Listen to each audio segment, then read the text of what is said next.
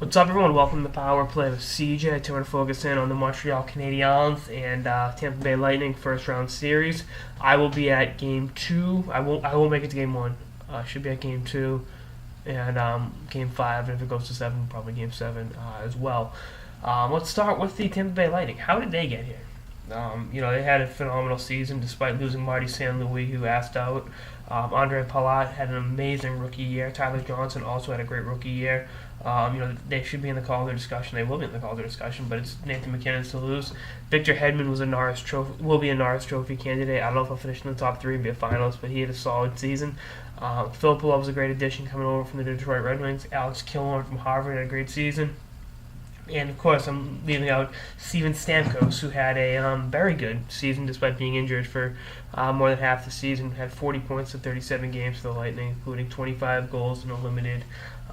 His goals per game pace was like 55. So, yeah, he would have had himself a nice 55, almost 60-goal season, which for him is, par for the course.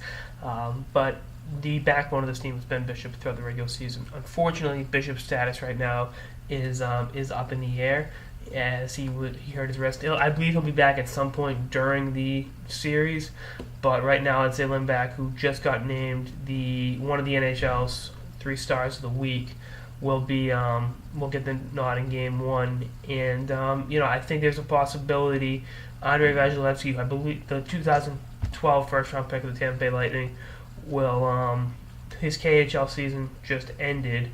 There's a very good possibility he comes over to the Lightning and they give him a look. I wouldn't rule it out. Again, I'm pro Anaheim starting Gibson in their series. I wouldn't be opposed to the Lightning starting the 19-year-old, the 20-year-old Vasilevsky. Because he can play. He's a high-level goalie. We've seen what he can do in the KHL, and actually he's only 19. He'll be 20 till July. So yeah, we've seen what he can do. So, well, he's worth giving a look. But having said that, I like the way this team's been put together. I like the scoring. I like the job. The Ryan Malone distraction will be just that. But I think if they can kind of keep that, don't just try not to talk. Of course, the media will bring it up, but try to shovel that away and let Ryan Malone face his charges and go from there. I don't think Malone would play in the playoffs anyways. He's at this point he's depth forward, and with the BS with the going out and getting a DUI, possessing cocaine, I think that burned a bridge. So we'll see what happens. I'm not going to totally comment on that because that's not my role. But I think he put the Lightning in a tough spot. But I like the way this team's been assembled again. Back putting that behind us. Given the goaltending has been awesome. Lindback struggled this year, but ended the year on a high note. I believe Lindback will go Game 1. The Latvian guy, Gulakis, I keep mispronouncing it. He was awesome. He won an NHL game this season. We saw what he did at the Olympics, almost taking down Team Canada. So I wouldn't rule anything out. I wouldn't rule out Vasilevsky either. So we'll see what happens with that. Now, Les Habs. How did they get here? Well, they had a phenomenal regular season. Max Pacioretty led the way with 39 goals, almost having 40. He missed 9 games. Had he played those other 9 games, definitely would have gotten himself 40 goals. And was just an amazing player all season for the Habs.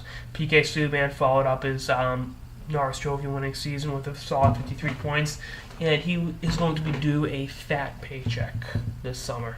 Nice long-term extension. Not having Alex Galchenyuk for the series is going to hurt Montreal because he's given them tremendous depth, and he's a solid 20-year-old player that's going to continue to get better and show why he was the number 3 overall pick in the 2012 NHL entry draft. But much like Tampa Bay, this team's backbone is its goaltending.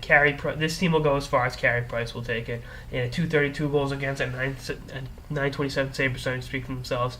He is one of the most scrutinized men in hockey, being the starting goalie for the Montreal Canadiens. But he loves the pressure. We saw what he did at the Olympics with Team Canada, and I think he's going to have himself one hell of a playoff for the Habs. I mean, you can't knock this guy for his composure, for what he does on a night-in, night-out basis, and just how good an all-around goaltender he is, and how he's able to stay composed despite some of the most boisterous and loyal, passionate fans in the National Hockey League. I may not be I may be a Bruins fan, but I respect the hell out of the Habs and their fans.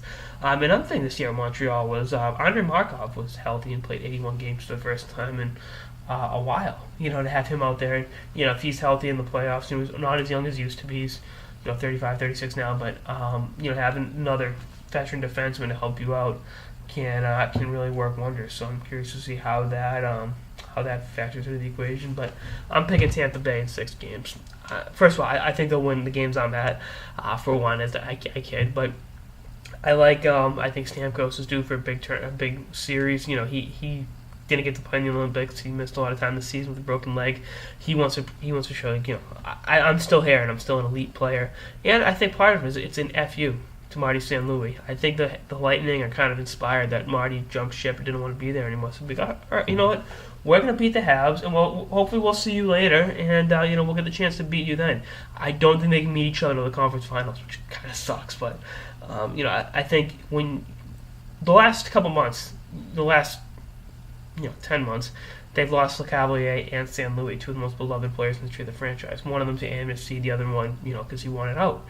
So I think this is an inspired group of hockey players. That's to take nothing away from Montreal, but I like the way the Lightning are playing. I've watched a ton of their games this season. I've watched them play in person twice. Granted, when Marty was still there, and I think the biggest factor for them is Victor Hedman. He's played amazing hockey. He's showing why he was the number 2 overall pick in that draft.